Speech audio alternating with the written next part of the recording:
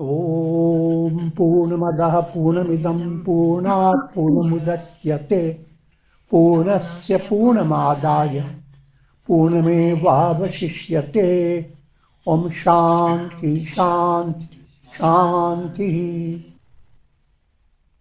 ॐ ब्रह्मानन्दं परम सुखदं केवलं ज्ञानमूर्तिं द्वन्द्वातीतं गगनसदृशं तत्त्वमस्यादिलक्ष्यम् एकं नित्यं विमलमचलं सर्वधी साक्षिभूतं भावातीतं त्रिगुणरहितं सद्गुरुं तं Namami. Om.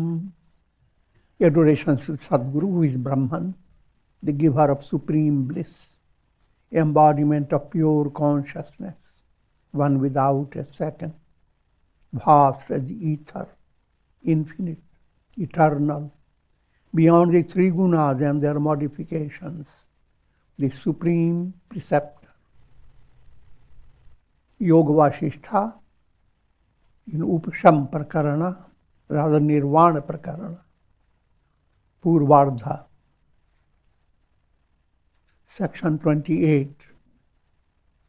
The illusion of the body and the world. Sage Vasishtha, having told about Kakabhushundi and his enlightenment, began to answer Sri Rama's question. Rama's question was, O sage, tell me about this body consisting of bones, flesh and blood, which is the residence for the soul. Who has created the body?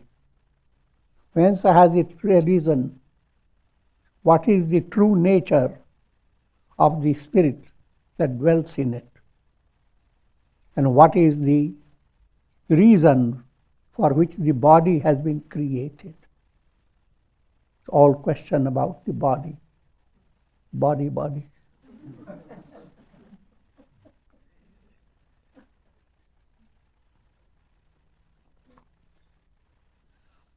Sage Vasishtha replied, O Rama, listen to the teachings that are meant to destroy the world process along with its manifold evils.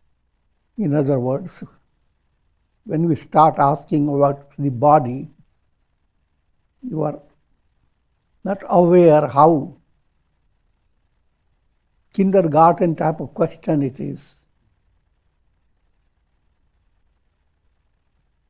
Because you are not the body.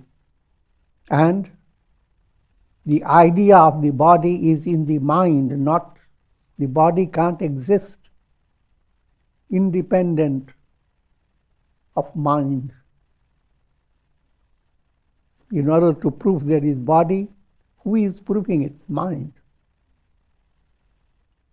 So, all about the idea I am the body is backed up by the illusion. And therefore, finding answer to who created the body, where the body going, etc., etc. This is an extension of illusion. In other words, focus your attention on your mind. The body idea is a projection of the mind, vritti of the mind. So, keeping that in view, you can now follow the reply given by Sage Vasishtha. O Rama, listen to the teachings.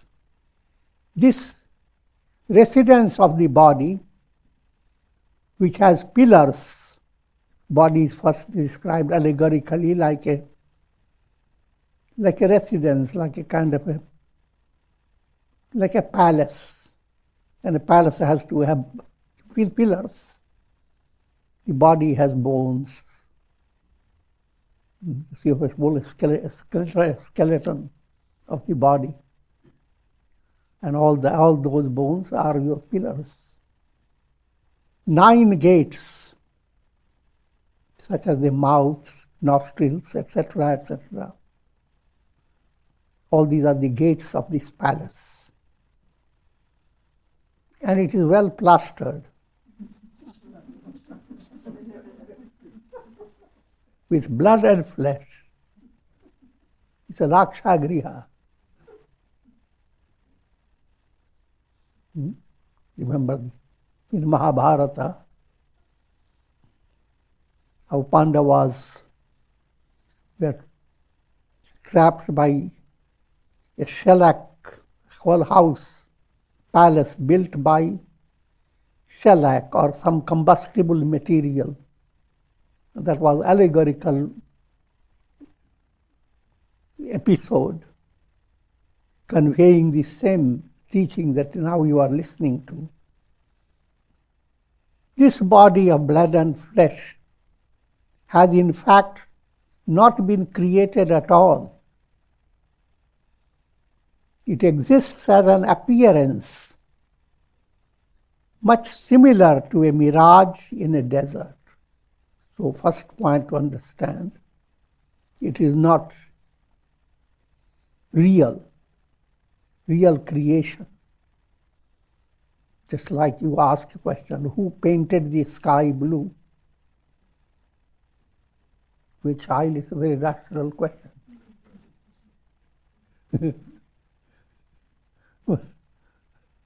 But the advanced answer is, the sky is, nobody painted it. The sky is never blue. Your eyes are creating that illusion.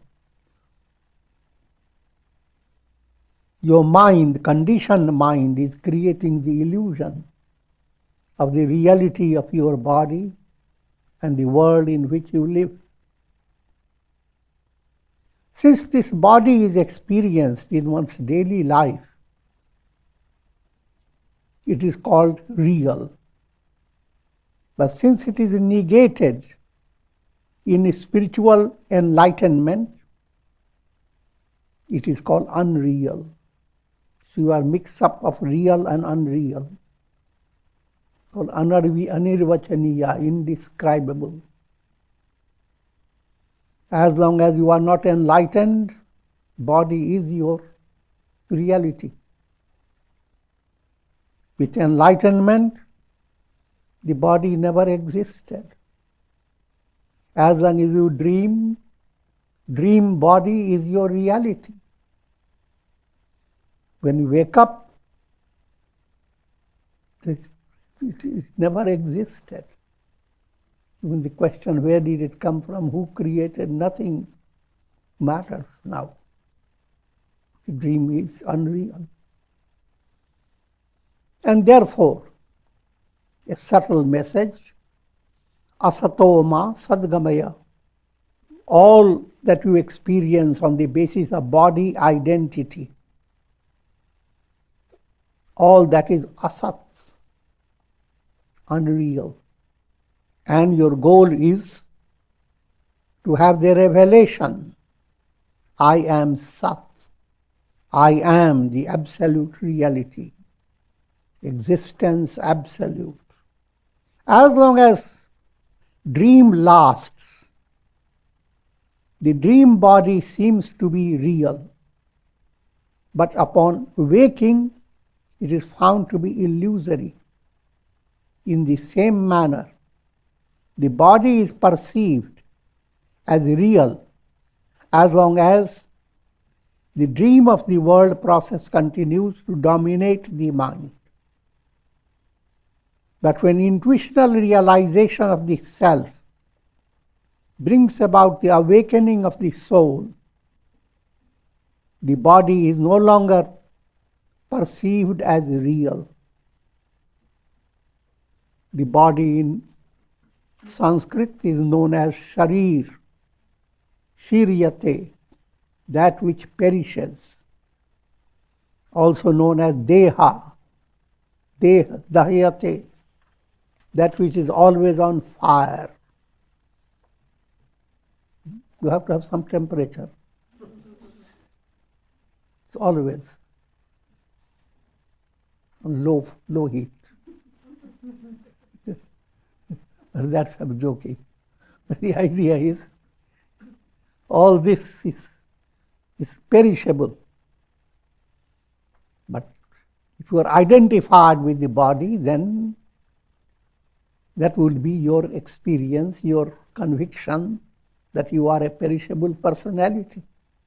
You are going to live so long and then there will be finished. But for enlightened sage, body identity doesn't exist. And for an aspirant, his mind has to work upon that his body identity is backed up by ignorance. And ignorance and freedom from ignorance both are dramatized by your chitta, the unconscious mind. Man eva manushyanam karanam bandha mokshayo. Mind is the cause of bondage and release. So, two types of sadhana has to be adopted, Vahiranga and Antaranga. Vahiranga, as long as you are identified with physical body, which is your practical reality, allow your personality to pursue integral yoga. Actions should be such that they are purifying your heart. Emotions must turn into love for God. Willing aspect must allow you to practice the technique of concentration, meditation, to gain willpower. And your reasoning must follow the scriptural teaching of discovering who am I. In other words, the disciplines of karma yoga, bhakti yoga, dhyana yoga, jnana yoga, they are outer stage. Internal stage, shedding mala, vikshepa and avarana. Mala, gross impurity, internally being sublimated. Nothing to see from outside. Vikshepa, distractions, being removed. And finally, ignorance, like a veil of illusion, that must terminate. I always give the simple illustration of seeing your face in a mirror, who you are. See yourself in the mirror of your mind. But now mind, the mirror of your mind has three limitations. Using the ordinary illustration, the mirror has three limitations. Mirror has some dust particles over the surface of something that veils the surface, or it distorts your reflection.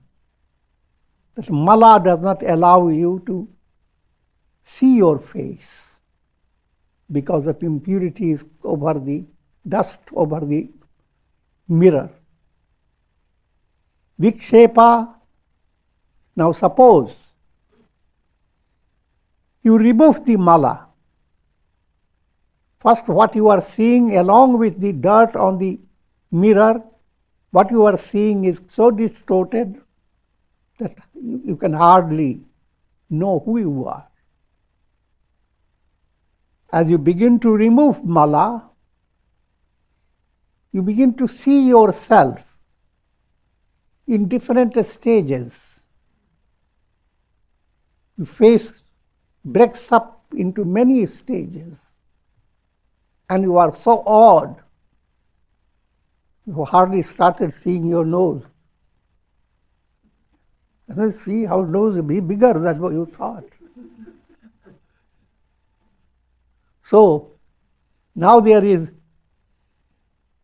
a sense of how wonderful am I. And yet you are never settled what you are. You are curious. And that is corrected by meditation, dhyana and bhakti. And when you correct it, the revelation of who you are is so awesome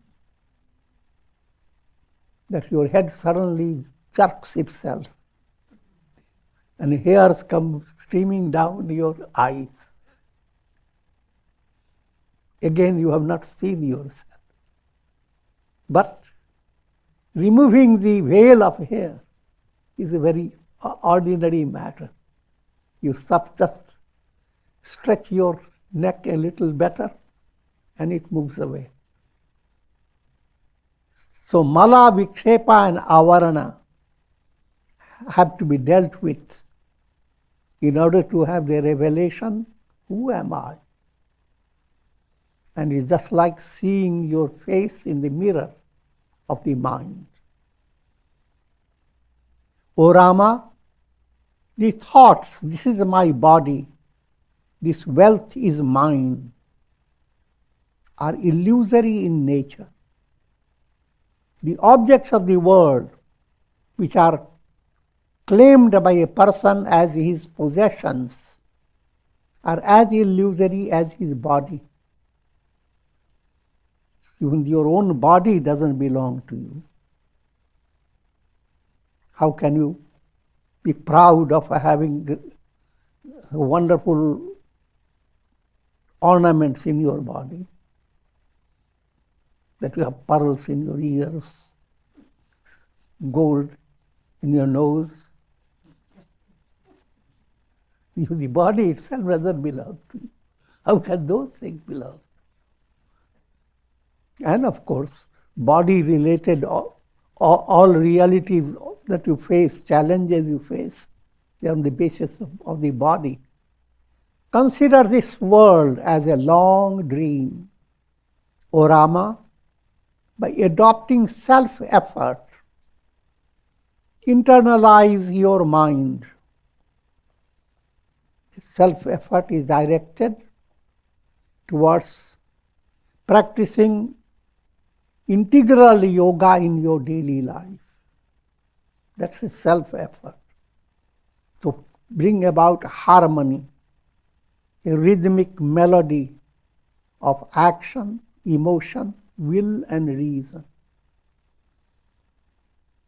If you start doing that, antaranga movement becomes possible. You begin to internalize yourself, implying your vichar, your thoughtful process inquires, who am I? And understands, I am not the body, I am not the mind, I am not the senses. You go internalizing yourself, starting with the body, go one step internal, your prana. Go further internal, your mind. More internal, your intellect, ego. Go internal, and the absolute internal, your pure awareness. Chit, Chaitanya. Put it again in another way. All that you experience on the basis of thought waves of your mind, they are external, called bhava pratyaya. Experiences based on mental projections.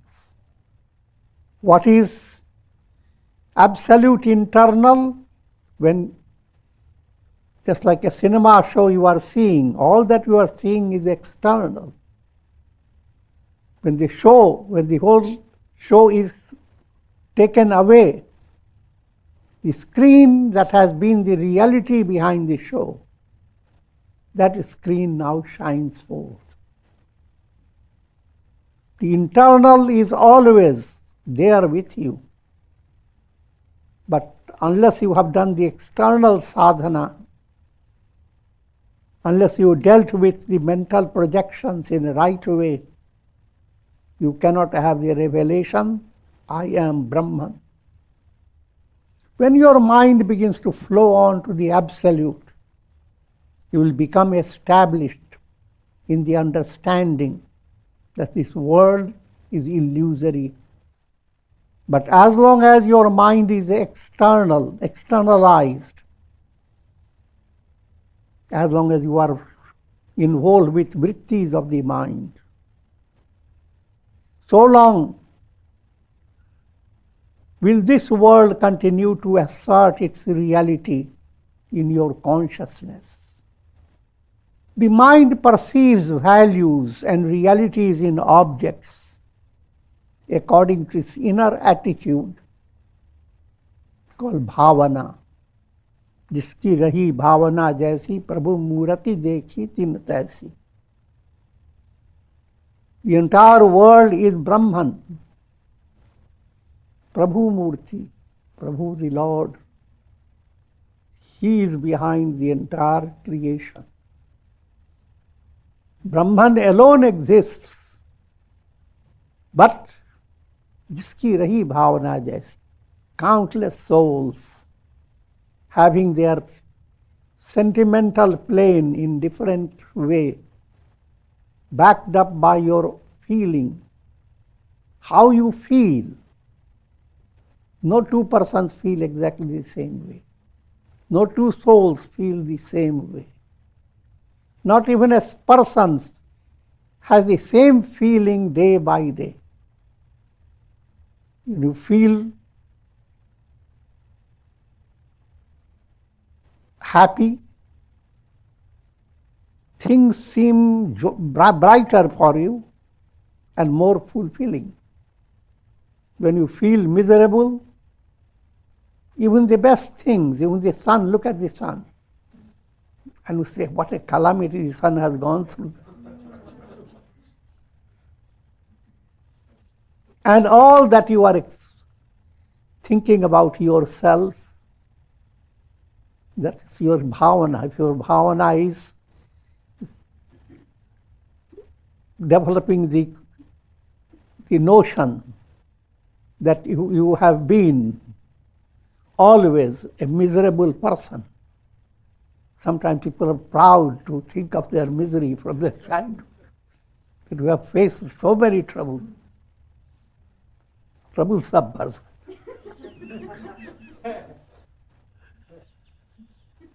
Then that is your reality. And when you look at others and you develop your own concept, that these people have not faced those realities that I have faced. It's your bhavana, not theirs. But people become the source of your joy and sorrow just by their presence, just by the looks of their face, based on your own bhavana. And such is the mystery of creation.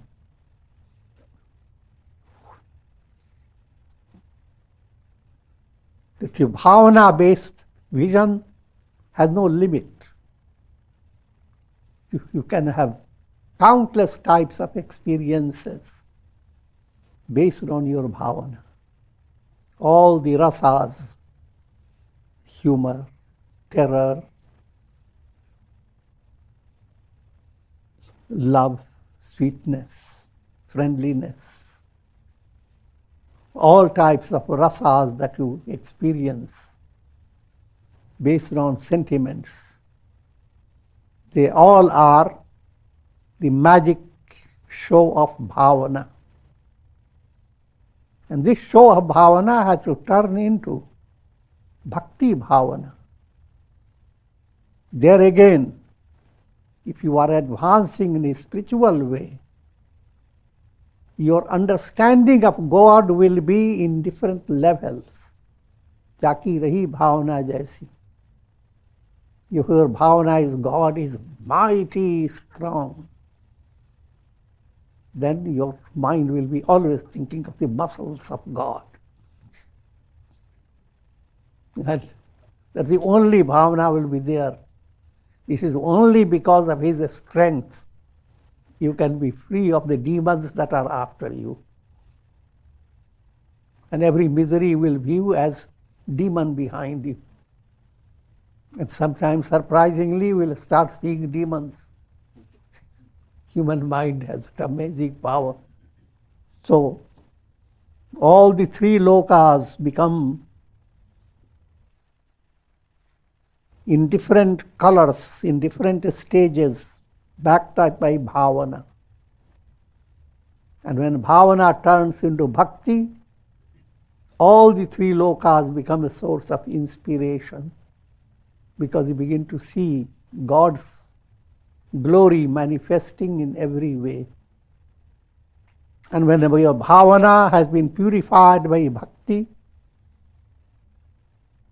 and by vichar, bhavana becomes your anubhav. Anubhav means your direct experience, your revelation.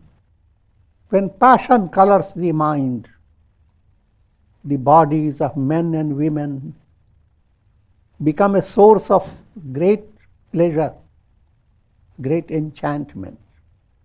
When the mind is colored by different bhavanas, it finds different delights in the objects of the world. Same dish you are eating, but backed up by bhavana, your internal feeling will be, internal taste will be different. And I will not detail upon it. O Rama, the repeated impressions gathered in the mind become the basis of one's reality. As you think, so you become.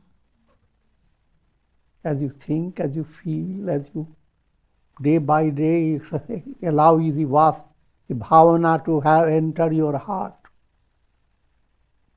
That defines your practical reality. And therefore, sadhana requires a profound, subtle change to operate in the structure of your personality. And that begins to operate automatically if you follow integral yoga movement. Just as the experiences of the day reflect in dreams, the experiences of the waking state are nothing but reflections in consciousness. A karma that is mature expresses in your waking state. Immature karma expresses in your dream state. You have to understand that. Let me give you a simple illustration. You became interested in practicing sadhana, and you get initiated, and you are doing japa. One day you did wonderful japa. But when you went to sleep, you had a very bad dream. You had a car wreck. And you suffered a lot of physical injury. Now when you wake up, now this story is a parable. This spiritual aspirant goes to his guru and complains. The mantra I gave me trouble. And Guru explained to the disciple that you should be happy. That accident was going to happen in your physical, practical reality.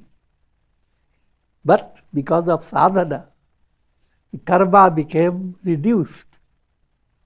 Reduced karma simply operated in another subtle plane, subconscious. And similarly, certain karmas that are only to play, karma operates both ways, physically and sometimes just subtle in your mental process. Similarly, just like if you have negative karmas, your sadhana can can completely reduce them. Your karma fluctuates based on your sadhana. Sadhana can make your karmas thinner, more subconscious. And more advanced sadhana, the negative karma will be completely negated. It will not exist in a small way, in a thin wave. It will be, say wave goodbye to it. Even a cowardly person, as he sits imagining, is not frightened by his mental creations of tigers and lions. Just giving you an idea how your imaginations are not limited as your body is. No matter how limited your body is always limited. But your imaginations have go beyond your expectation. And therefore, what you are being given is the role of your mind. You should not limit your mind on the basis of how things appear in the physical plane. Don't limit your intelligence on the basis of how you look. You are just 5 feet, 6 feet tall. And you have to drink the whole world in 3 sips. How can it be possible? I'm just trying to give you to understand. But all that is possible because you are not, your body is not limiting your mental expansion. And that's the purpose of your embodiment. In the same manner, when a sage comes to realize that this world is sustained by the mind alone, he sees all this as his mental projection. Therefore, he's no longer afraid of anything. That is the state of sthita prajna state. When you become rooted in the awareness, I am Brahman, that state of enlightenment, then how do you deal with the vrittis of your mind? You view the vrittis of your mind, all the world experiences, you understand they are vrittis of your mind. And vrittis of your mind are similar to reflections in a lake. Lake is pure consciousness. Not a single vritti will be effective unless consciousness is behind it. And vrittis can create lots of drama, all the 3 planes, physical, sentimental, plane of understanding, all these 3 lokas and all the experiences that you go through are reflections in consciousness. If you are enlightened, I am pure consciousness. That truth shines. And reflections become a fun, leela. If you are not enlightened, you are You are in the realm of reflections. Reflections are no longer reflections. You are constantly fighting the battle of your life. And consciousness has broken up into variety of consciousness. Consciousness of anger, consciousness of hate, consciousness of love. All is consciousness. So unless you have consciousness, you will not be experiencing. So, on one side, consciousness is broken up into pieces due to ignorance. Due to knowledge, pure consciousness is ever absolute. And all the experiences that you get of time, space, causation, all things that happen in the world, they are reflections. So many things reflect in a lake.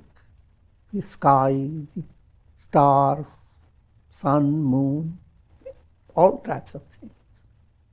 O Rama, that which is affected by fear needs to be purified and cultured. In brief, mala, gross impurity, has to be purified. And that again becomes a whole art. If you want to deal with your anger or hate or anything negative, don't get too worried about dealing with the negative. Don't be afraid of the negative. First thing, deal with the mantra 3S. Suppress and substitute and sublimate. Suppress, substitute, sublimate. I give you a humorous way to understand it.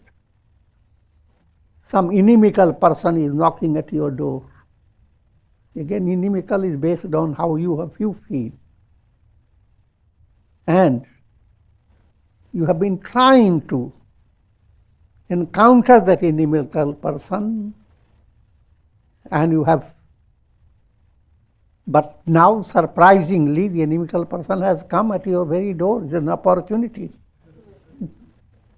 to shower all your nasty words, scoldings at him. That's what you wanted. But don't open the door. Develop the idea, let me get myself well nourished to face this person. So go to your refrigerator.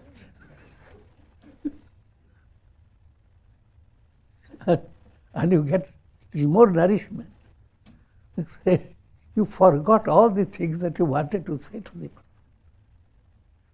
So let me shout at the person tomorrow. Don't meet him now. But tomorrow I can give you a volume of abusive words. I'm joking. The moment you delay it, your mind begins to cool down. Put it in a very simple way. Any anger you want to correct, try not to confront angry situation.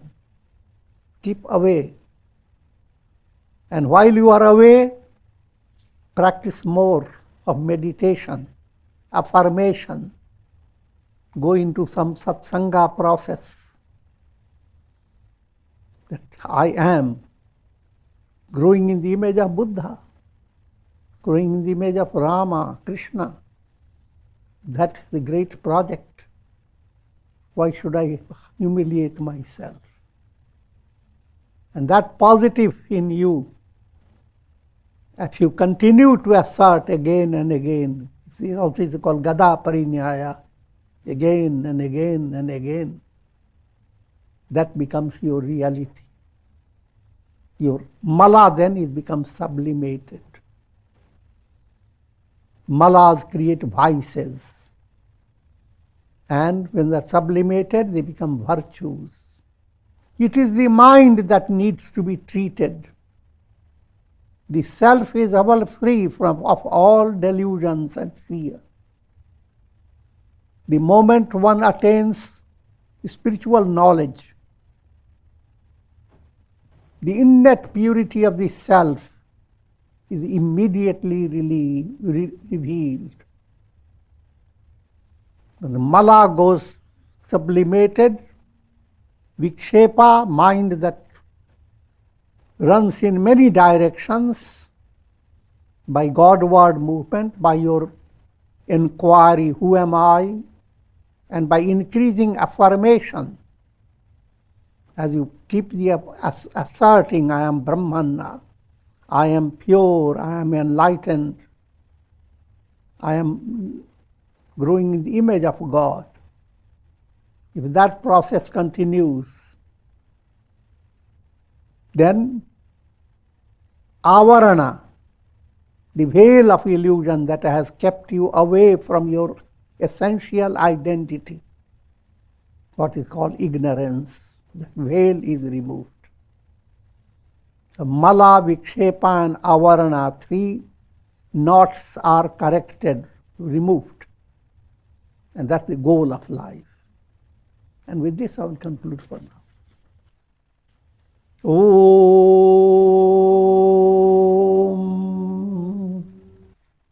Ram Ram Ram Ram Ram Ram Ram. Om Namah Shivaya. Om Namah Shivaya. Om Namah Shivaya. Om. Prayer for shower of Karunamaya Rasa grace of God over all, and the blessings of Shakti, Bhakti and Mukti. Om Trayambakam Yajamahe Sugandhim Pushti Vardhanam Urvarukmuva Bandhanan Mrityor Mukshiyama Mritat. Sarve Bhavantu Sukhina Sarve Santu Niramaya Sarve Bhadrani Pashyantu Ma Kashchid Dukha Bhag Bhavet Asato Ma Sadgamaya Tamaso Ma Jyotirgamaya Mrityor Ma Mritam Gamaya. Om Purnamadaha Purnamidam Purnat Purnamudachyate Purnasya Purnamadaya Purnamevavashishyate. Om Shanti Shanti Shanti.